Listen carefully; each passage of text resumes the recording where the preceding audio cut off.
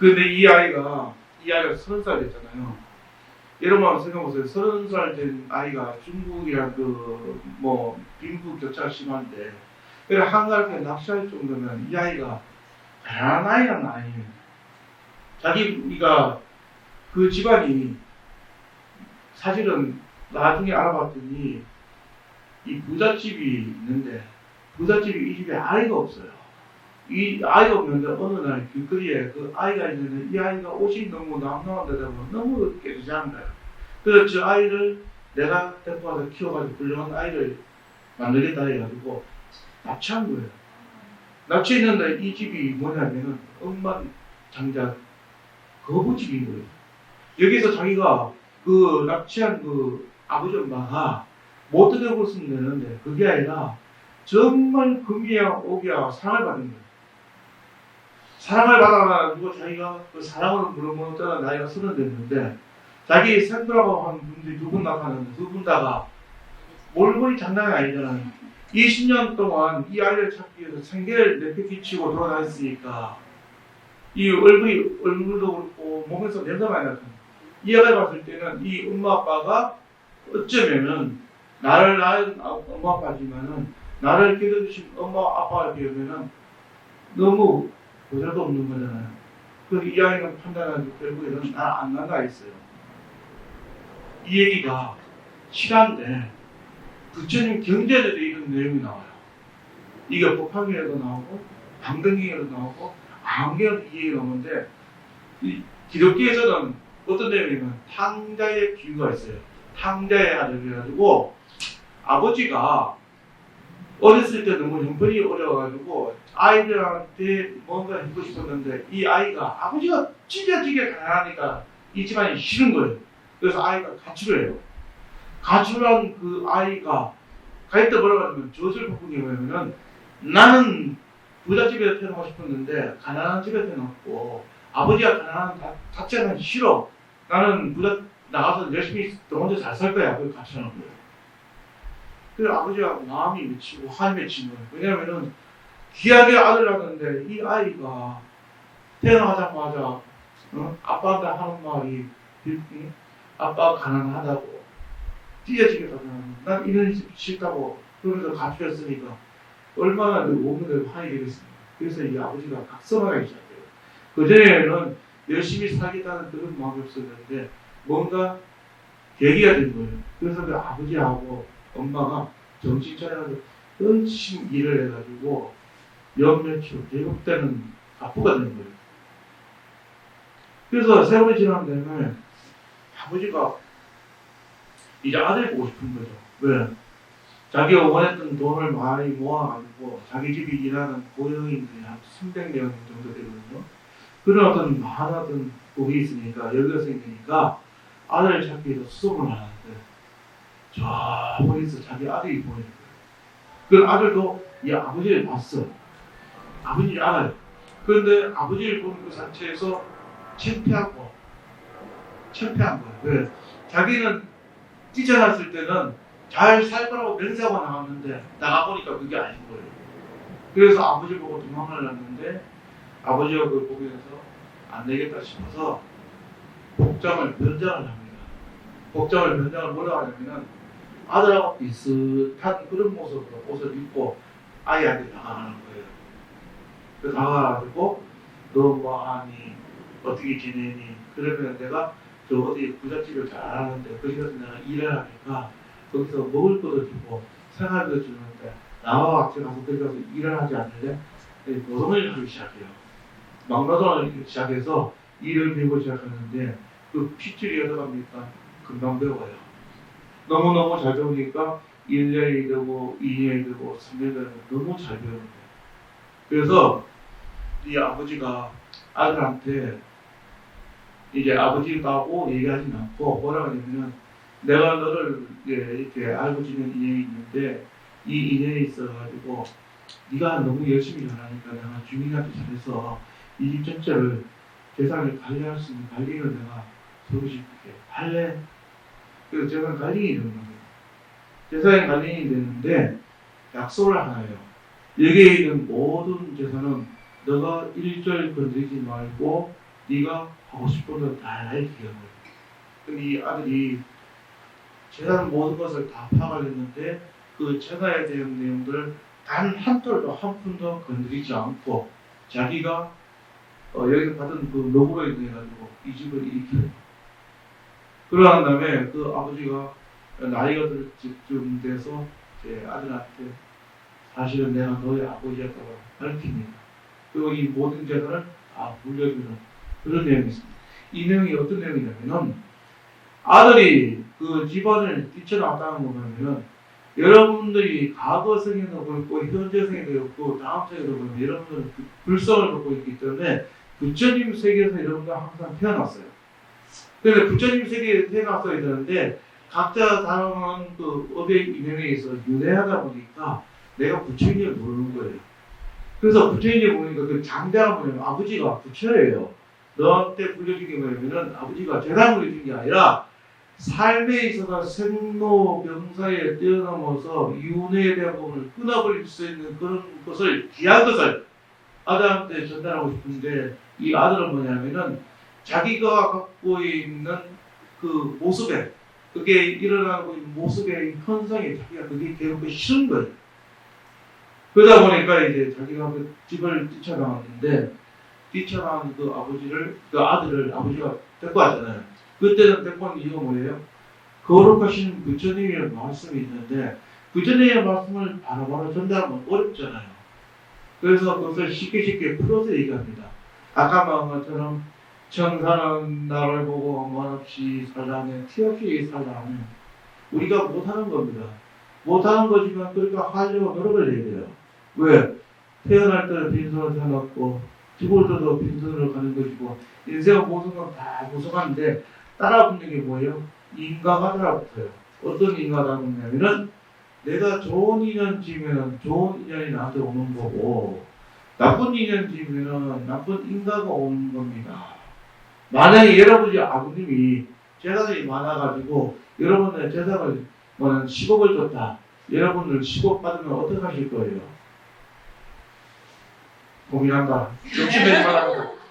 아버지가 물려준 돈은 10억이면 아버지 거지 내 게 아니라 생각해야지 왜 내 거라 생각하는 거야? 내 거라 생각하면 그 자체부터 뭐예요? 여러분들 다 쓰는 용어 있잖아. 도둑놈식 거지 왜? 왜 노력 한 번도 한번 흘리지 않고 아버지 돈을 내가 10억을 내가 물려봤는데 그게 아니라 아버지가 물려준 돈 10억 있으면요 그 10억을 내가 다니고 있는 아버지가 다니고 있는 절이 있다. 절에 가서 불사해야지. 아버지 뭐 불사해야 되는 거 아니에요? 아버지 건데 아니 아버지 거에 내 거라고 당연히 물려받아야 한다. 재산 상속해야 된다. 욕심 부리지 마세요. 또 그런 게 있어요. 저는 추가 있잖아요. 추가 있는데 저는 재산이 많지가 않지만 저는 어느 날 갑자기 꼴까닥 하면요. 저희 재산 누가 다 갖고 가겠어요? 아빠 엄마가 갖고 와요. 재산 상속이 그래요. 절법이 다 그런 건 아니지만 갖고 가지 마세요. 왜냐면은 절에서 제가 받았던 모든 이해는 우리 불자분들이 전 상보에 시들어 주는 모시고 있기 때문에 그것도 다시 절에다 다 해양을 해야 되는 거지 속가에다 다른 돈 이라도 갖고 가시면 안 돼요. 어떻게 해요? 절에다가 해양을 해야지. 왜? 스님이 만들어준 인연, 그 스님이 더 좋은 데서 더 좋은 인연 만들려고 그 절에다 불사하고 기부를 하고 또 스님 이름을 해서 장학금 재단 만들고 그래야 되는 거 아니에요? 돈 10억 생겼다 해가지고 날려 먹다가 탈라요 여러분들. 이런 음식 결국은 탈라듯이 상한 거 보면요 배탈나요. 마찬가지로 정말 그 부모님이 물려주신 모든 유산이 있거나 재산이 있거나 그러면요 내가 믿고 있는 종교 거기에다가 다 기부하세요. 그렇게 할 수 있겠죠? 내가 무슨 말까지 제 얘기가 이게 와닿지 않은 사람도 있을 수 있어요. 근데 있잖아요. 뭐냐면은 태어난 자체부터 지금까지 살 수 있고 앞으로 살 수 있도록 만들어주는 그 자체마다 감사가 고마운 거예요. 나의 무기는 뭐예요? 삶의 지혜를 만들어갔으면 그 지혜를 만들어주신 부처님 그 자체마다 감사하는 거예요. 그러면 거기에 내가 생각이 열리고 마음이 열리는 거예요. 우리는 돈에 대한 것 것과 사람에 대한 것에 집착하고 매달리고 있는 이유 중에 하나가 그게 뭐냐면은 애착 때문이에요. 우리가 애착할 이유가 없습니다. 각자 삶이 다르다고 얘기했잖아요. 닭이 우는 거하고 개가 우는데 개가 닭처럼 울 수가 있습니까? 닭이 개처럼 울 수가 있습니까? 그런데 그 우는 또 개가 있긴 해요. 또 닭도 그렇고 우는 또 닭도 있긴 하더라고요. 그런 뭐 천년만년에 한 번 있을까 말까 하는 그런 인연이지만은 중요한 것은 우리가 알고 있는 모든 인연 속에서 서로 마음을 나눌 수 있는 그게 중요한 것이지 물질을 백날 나눈다 해서 그게 행복이 될 것 같습니까? 의심합니다. 아버지와 재산을 형제간에 똑같이 뭐 이렇게 줬다 하더라도 형제간 중에 누군가가 분명히 의심을 해요. 왜 의심하는지 알아요? 내가 평소에 더 사랑을 받았는데 이 정말 내가 돈을 준 거 아버지가 시험을 줬을까? 따로 준 게 더 있을까야? 조사해봐야지. 아버지 차 내 거, 아버지 냉장고 내 거, 이런 식으로. 그러지 마세요. 세상의 모든 것은 다 해양할 수 있는 그런 마음으로 긁어본 것으면 좋겠어요. 여러분, 부처님 가서, 저녁 가서 왜 공부하시는지 알아요? 그런 걸 무심, 여러분 한번 따라해보세요. 무심, 무상, 무념, 무주. 전라도 무주가 아니고요. 우리가 일체의 모든 것들이 일어나는 데 있어서 마음에 머무는 바가 없어야 된다. 첫 번째고. 두 번째는 무념이라는 것은 일체의 어떤 것을 사람과 사람 관계 속에서 대화를 나눌 때 생각을 지어서 대화를 나누지 말라. 있는 그대로 솔직하게 얘기해라. 그럴 때 누가 그러대? 내가 이 세상에 제일 싫어하는 사람이 누구냐? 거짓말하는 사람이 제일 싫어한대. 자기가 거짓말 제일 잘하면서 그런다. 그게 무념. 무념은 일체 모든 생각을 지어서 하지 말라. 그 다음에 뭐예요? 무상이라는 것은 우리가 갖고 있는 모든 존재는 늘 고정되어 있는 것이 아니고 늘 변화무쌍하다. 시간이 흐르면은 다 변하게 되어 있다. 암만 시골집이라도 튼튼한 1000년, 2000년 된 시골집이라도 그 안에 역사가 전통이 있는 그 절이라도 그 안에 사람이 살고 있으면 그 절이, 그 집이 오래갈 수 있지만 그 절이 1000년, 2000년 된다 하더라도 사람이 살지 않으면 그 절은 폐가가 돼요. 뭐 어떤 건지 알아요? 사람이 살고 있는, 숨쉬고 있는 열정, 온기, 그게 있어야 되거든요. 그게 없으면 다 무너져요. 그런 것처럼 우리가 갖고 있는 모든 고정적인 부분들은 다 무상하다. 마지막 하나는 뭐예요? 무심이에요. 무심이라는 것은 사람이 갖고 있는 그 마음자리는 공심으로 대화를 해야 된다 이거예요. 우리는 의도적으로 저것을 뺏기 위해서, 빼앗아가기 위해서 우리가 얘기를 말하잖아요. 요번에 저 편집해 주세요. 뭐가 있냐면은, 얼마 전에 보니까 뭐지? 어느 식당에서 그 청춘 남녀가 식당에서 밥을 먹고 있는데, 거기 알바생이 탁자를 닦다가 그 음식물이 튀어서 그 가방에 그게 튀어서 흠집이 났잖아요. 근데 그 가방이 700만 원짜리예요. 그래서 알바상이한테 그 가방이 700만 원짜리니까 전에 보상이라고 그래 얘기했는 거예요. 그래 거기에 사건 반영에서 나오기도 하고 인터넷에 한참 떠들고 있었는데 사람들이 뒤에 조사를 다 해보니까 그것이 가방이 700만 원짜리가 아니고 짝퉁이라 돼요. 그 짝퉁인데 700만 원짜리도 700만 원짜리지만은 자기가 그 가방, 여러분들 차 사고 나면요. 차가 사고 났으면 차에 그 감가 손상되는 비용이 있으면 탈 때는 2천만 원짜리지만 타면 그 순간부터 중고차고 거기에 조금만 끼어나면 2천만 원짜리가 그 현 시대에 따라서 600이 700이면요. 거기에 맞춰서 보험에다 300만 원밖에 안 줍니다. 그런데 700만 원짜리 가방 샀다고 700만 원 달라고 하는 그 자체가 뭐예요? 욕심인 거예요.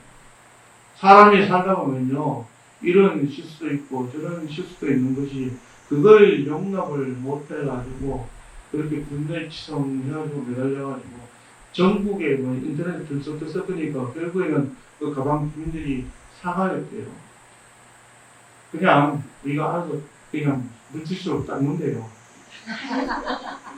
이게 뭐냐면요. 우리가 갖고 있는, 사람이 갖고 있는 이 욕망, 욕구는요, 한이 없는 거예요. 그렇지만 그 욕망이라는 것은 자기를 망치게 되는 거고요. 그 욕구라는 것도 자기를 망치게 되는 거. 그게 만약에 신상이 공개되면 우리나라 땅덩어리 어디서 살 수 있겠어요? 아무튼 여러분들 이게 그 무더운 날 7월달이고 날씨가 정말 이게 아침 정신 차리고 많이 그렇습니다. 그럴 때마다 내가 행복한 어떤 마음짜리로 좋은 것을 찾아서 계속하면 행복한 거고요. 자꾸 짜증만 나면 계속 마음은 불행만 생기니까요. 이 아이면 좋은 세상 태어난 거 행복하게 참 좋은 인연으로 잘 살았으면 좋겠고 마지막까지 태어나는 그 순간까지 늘 내 뒤에 있는 사람 감사하다, 고맙다, 그리고 끝으로 뭐예요? 사랑한다고 했으면 좋겠습니다. 여러분 모두 사랑합니다.